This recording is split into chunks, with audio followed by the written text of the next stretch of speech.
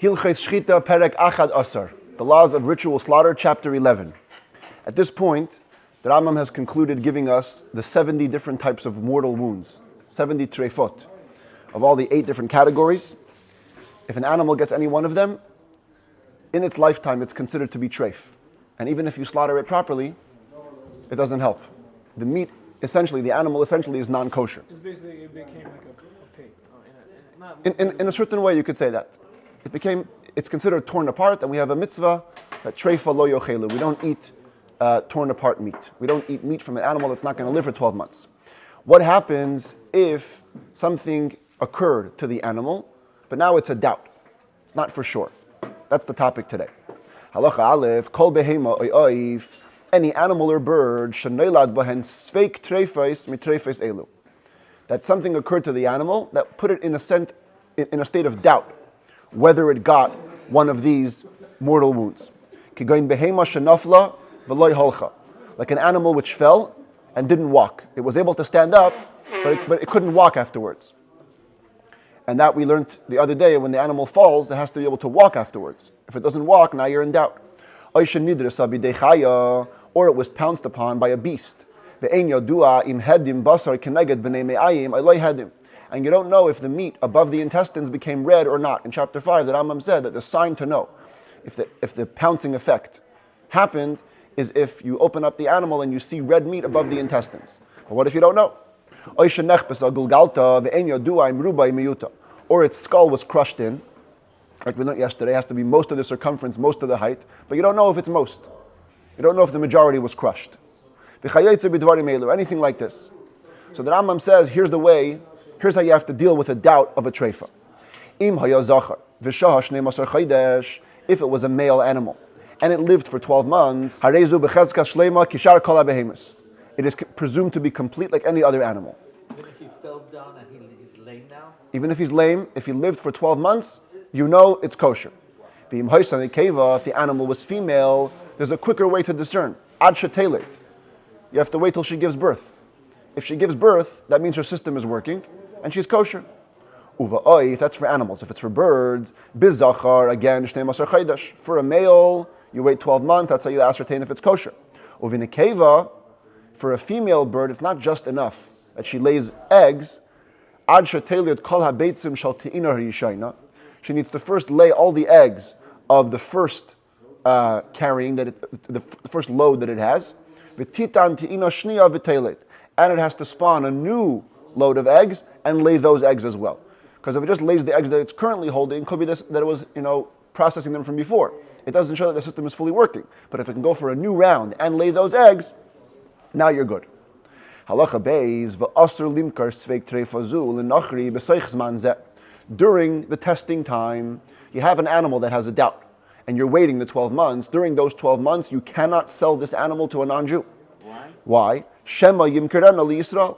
Because maybe the non-Jew will sell it to another Jew who won't be aware that you're in a waiting stance for the animal, and is going to end up eating an animal which could be treif. For this reason, by the way, the Ramah writes in Shulchan Aruch that if the treifa wound is so clear, then you could sell it to a non-Jew. Because even if he sells it to a Jew, the Jew will understand something is super wrong with this animal.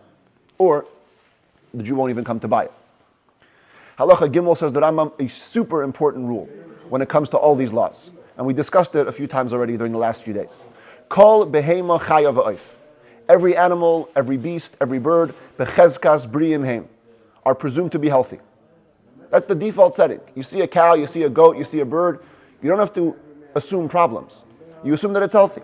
We don't have to suspect that any problematic wound happened to them. Lefichach, therefore, so long as you slaughter the animal ritually, properly, there's no need to check any part of the animal. Maybe one of the internal organs was damaged in a way that makes it treif. They are presumed to be permitted until something happens that makes you suspicious. Innocent till proven guilty. Or innocent till suspected guilty in this case. If you have a reason to suspect, then you have to check it. But even when you check it, only for that thing. Whatever problem aroused, check for that problem. Ketzad, so what is meant by a suspicion aroused? Kigain shenishmat hagaf shel oif. You have a bird, and the wings attached to the body over here, and the wings get dislocated.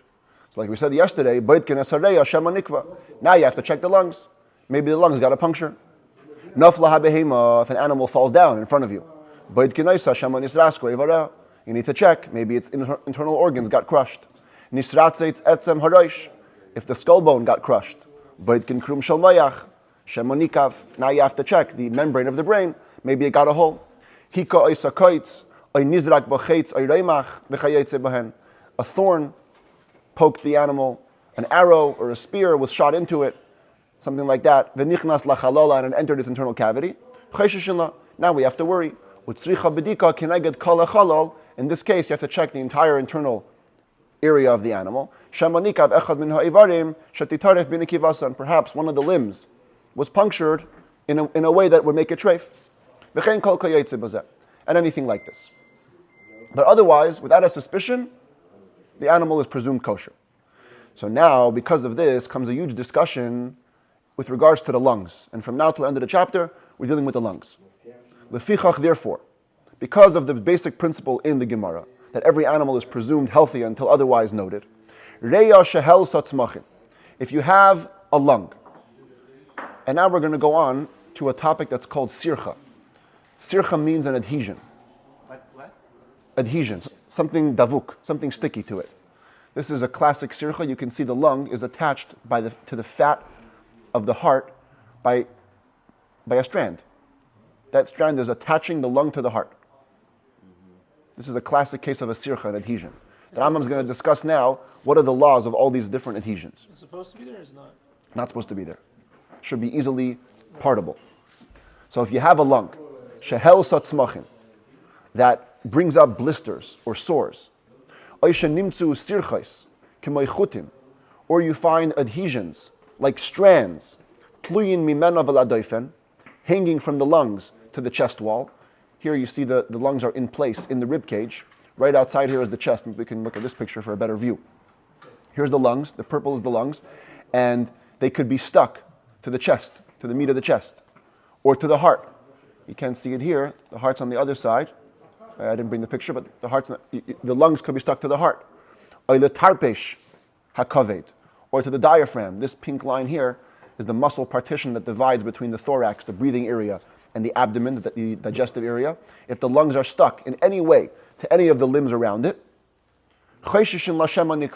this is enough of a suspicion. This is called something happening to the animal that needs our attention. You see a lung stuck, there's a worry perhaps under the stickage, under the adhesion is a hole. And now it needs to be checked. Similarly, if you find a bubble on the lung with pus inside of it, now you have to worry, maybe the bronchi, these are the tubes, the bronchial tubes in the lungs, maybe they got a hole. And now it also needs to be checked. That's the logical result that should come out from this principle. You see a lung, you see a problem, you need to check that it has a hole. Min hadin hayal derech zu, says the Rambam, logic would dictate, based on this principle, sheim nimtzeis hareya tluya besirchais kemoichutin, that if the lung was hanging with attachments, with adhesions, there's different strands, like I'll show you the picture over here. This is a real sircha, strand between the lung and the heart. And it's hanging to the animal, attached to the animal with these different strands. Im hayu min ha'im shalreya, v'ladoifen, if they were from the main lobes of the lung, attached to the chest wall, or to the heart, or to the diaphragm. So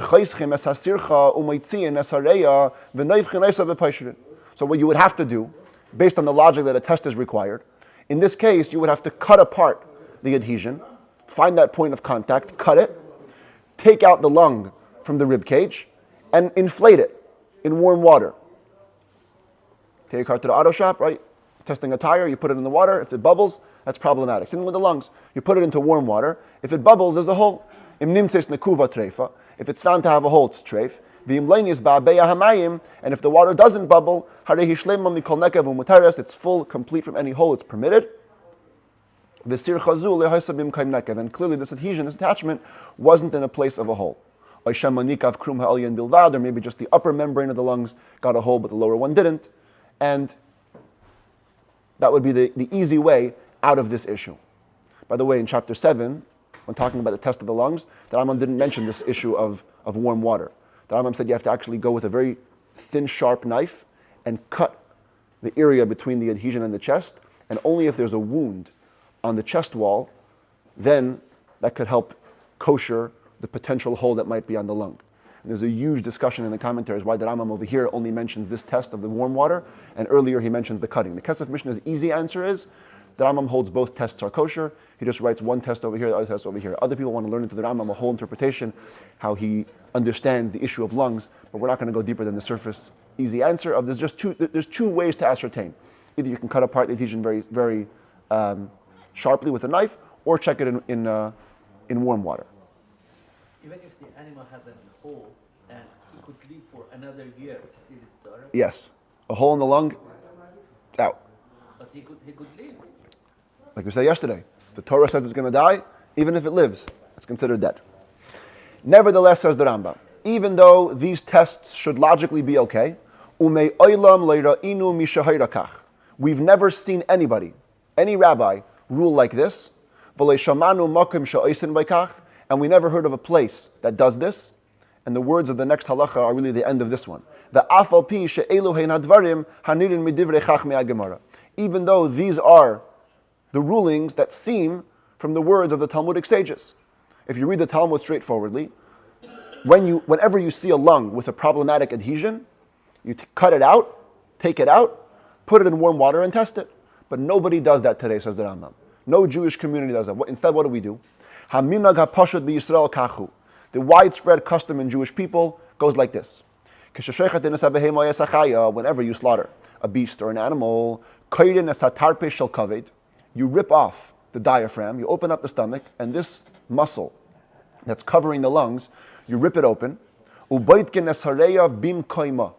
we check the lungs in its place, sitting in the rib cage like this. This would be the top view that a butcher would have when you slice open the animal from the bottom. If you opened it up, this is what you would see: the end of the rib cage and the lungs. You check the lungs in place. If it's not hanging in any adhesions, it's totally beautifully smooth. Or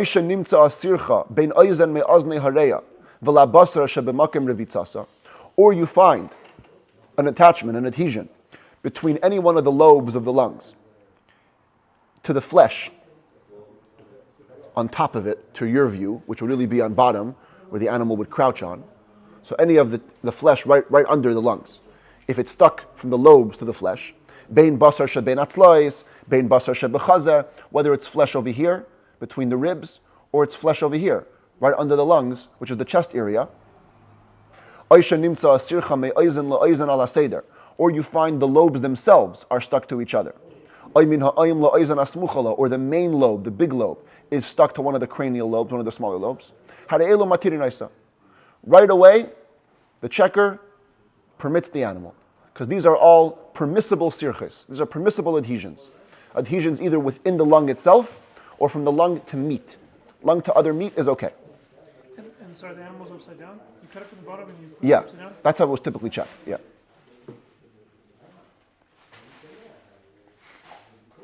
Halacha ches v'im nimtza chut yoytze min ha'oim shel reya. But if there was a strand coming from the caudal lobe, the main lobe of the lung, le'eza makom sheyimashech, sticking to any other place, va'afilu haya kechut hasayra, even if it was as thin as a hair, the thinnest adhesion, oyster and isa, that makes the animal forbidden. V'cheinim haya min hareya chut mashuch lalev. Same thing if there was a strand going from the lung to the heart, or the tarpisha covered it to the diaphragm, or the kis halev to the fat encasing the heart, or lavardor to the small rose-like lobe in middle of the lungs. Bein shahaya hachut min ha'im shareya, bein shahaya min ha'aizen, whether the strand is emerging from the caudal lobes, the main lobes, or from the cranial lobes, the smaller lobes. Va'afilu haya kechut hasayra, again according to the Rambam, even if it's the smallest adhesion, smallest strand, the hair's breadth, oyster and isa, this is another way to forbid it. But all prohibitions happen in place. You examine the lungs and you call it good or bad. Same thing if the rose-like lobe, the small lobe in the lungs, was stuck to its own fat, its own encasing. Oichut yoytze mimeno lekisa, or there's a strand from it to its encasing. Oyster and Oysa, we also forbid it. The chut hayoytze me oizen la'oizen shalei ala seder, oyster and Oysa. Also, if two of the cranial lobes, two of the smaller lobes, were stuck out of order. Remember, there was 3 on one side, so if 1 to 3 are sticking, problematic. 1 to 2 or 2 to 3 is okay, but 1 to 3 is problematic. So that's it. That's the common custom. We never use the warm water test. That's what the Rambam says. The common custom is, you look at an animal, you look at the lungs, it's either permitted or forbidden.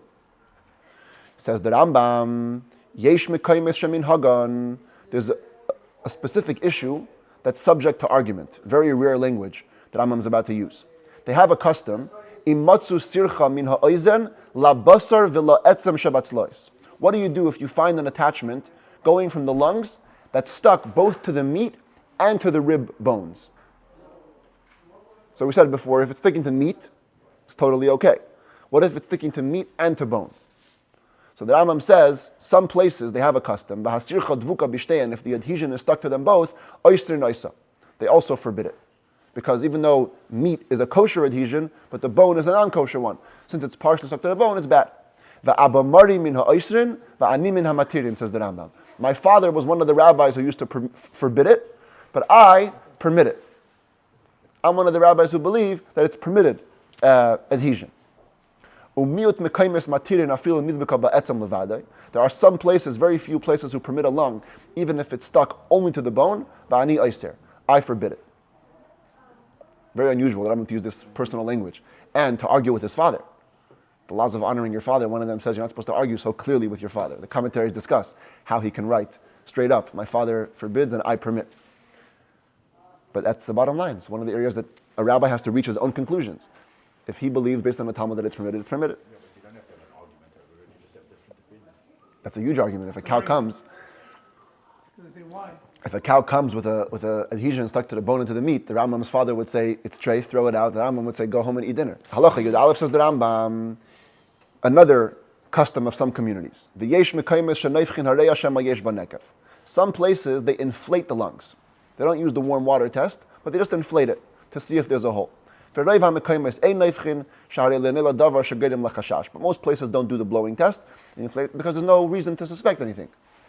Nothing happened to the lungs problematic, so why look for problems? Special pipe that you stick into this and you just... No, it automatically inflates. I had a teacher in the 4th grade who actually brought us a lung of an animal to demonstrate it. He blew up the lungs in front of us. You don't have to be a professional. It inflates. It's an air pocket. Says the Rambam, we never, in Spain or in the West, this is Spain over here, in the West it's considered to be all of this, Upper Africa, Egypt, Libya, Algeria, Morocco. We never heard of any communities in Spain or the West that blew up, that inflated lungs. Unless there's something to suspect about. And all of these things, concludes the Rambam, they're not the logical, lawful conclusion. They're custom. They're Jewish custom. Birds were never even checked in general. There wasn't even a custom to do a basic check. If there was a problem to suspect, you check it. If not, no issues. You still hold by that? Huh? You still hold by that? In certain ways, yeah. Now, this section of Rambam leads to the discussion of Glatt Kosher. You ever see on a package of meat, it says Glatt Kosher over there. It's on the hot dogs. Or here you have what's called Chalak Bet Yosef. Can you see it over here? Smooth Bet Yosef. What does this mean? The Rambam gave us a list of these adhesions that make the lung not smooth. Some adhesions are kosher, some adhesions are not kosher. And in the Shulchan Aruch, this is a direct quote from the Bet Yosef, who wrote the Shulchan Aruch. He says, like the Rambam says, by the way, that any place where an adhesion on the lung is forbidden, there's no difference whether it's as thin as a hair or whether it's a thick adhesion. And also, uncharacteristically, he writes, not like those who have this methodology where they would squish some of the adhesions with their hands, and if the adhesion would kind of dissolve in their hands, they would be lenient. Not like that. You see an adhesion, it's a problem. You cannot test it with your hands. Bet Yosef says, anybody who does this test, squishes adhesions and tries to make them come off, you're literally feeding Jews treif. That's how the Shulchan Aruch writes. Now, 3 paragraphs later, the Ramah, the Ashkenazi, he writes, V'yesh matirin, l'mashmesh basirches u'lemayich bahem. There are those that permit handling or testing these adhesions, squeezing them, and they say that if it was a real adhesion, you wouldn't be able to get it off with your hands. If you can get it off with your hands, that means that it's not a real adhesion, it's just rear. It's just like mucus. Yeah.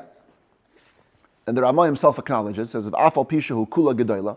It's a huge leniency to do this. Kvar na'agu kol b'nei medines elu ve'ein limches biyadam.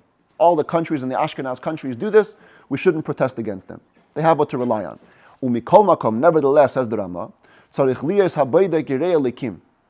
Whoever is doing the check has to be an extremely God-fearing person who knows how to check them properly. So this is the origin of the big argument between the Sfardim and the Ashkenazim when it comes to adhesions. The Bet Yosef says, no such thing. You see an adhesion, it's forbidden. The Ramah says, if you have a very God-fearing person, you could test it with your hands. That's where the smooth comes in. So now, the word glatt kosher means smooth. It's typically taken to mean meat that was discovered to be totally smooth with no adhesions. Now, the truth is, even if you're not eating glatt kosher, you're eating glatt kosher, because when the Ramah says that you can test an adhesion, and if it goes away, then it's good, that means that meat is also smooth, because the adhesion went away. But nevertheless, it's referred to as not glatt because it wasn't discovered initially as glatt. You had to test it to take it off.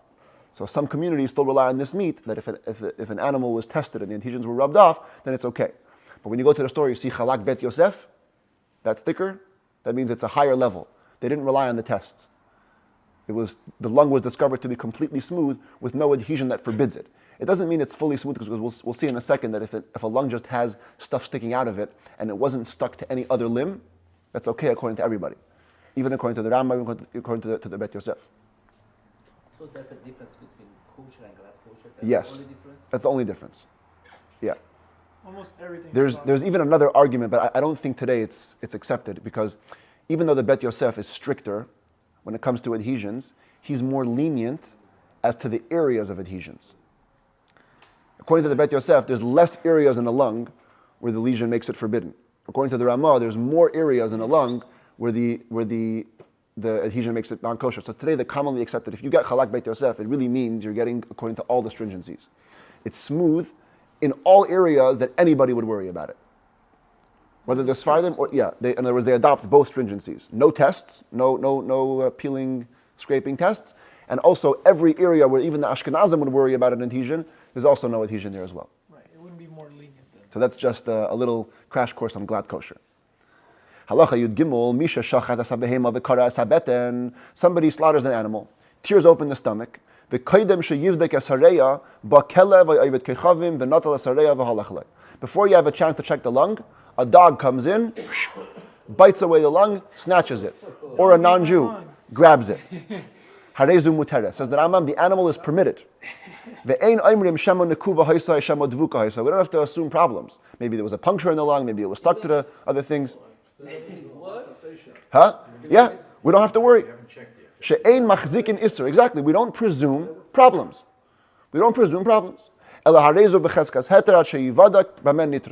It's presumed to be permitted unless you know how it became mortally wounded. The same way we're not worried about the brain and the spine, anything like it. We don't have to worry if the lung gets lost. Says the Rambam, there's no established Jewish custom about this. Uncommon cases can't have a custom. You can't say there's a custom in Jewish people when a dog grabs away the lung. There's no custom because there weren't enough cases to establish one. What